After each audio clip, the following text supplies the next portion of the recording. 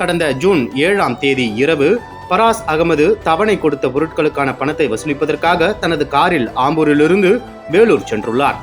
அங்கு BSS கோவில் தெருவில் காரை நிறுத்திவிட்டு தவணையில் பொருட்களை கொடுத்த வியாபாரிகளிடம் இருந்து 30 லட்சம் ரூபாய் பணத்தை மொத்தமாக பராஸ் அகமது நடந்து சென்று வசூலித்துள்ளார். பராஸ் அகமது மீண்டும் காரை நிறுத்திய இடத்திற்கு நடந்து வந்துள்ளார்.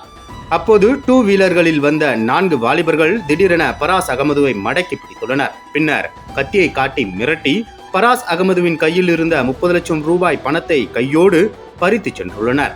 இதை சற்றும் எதிர்பாராத பராஸ் அகமது இரவில் நடந்த வழிப்பறி சம்பவம் குறித்து வேலூர் வடக்கு காவல் நிலையத்தில் புகார் அளித்தார்.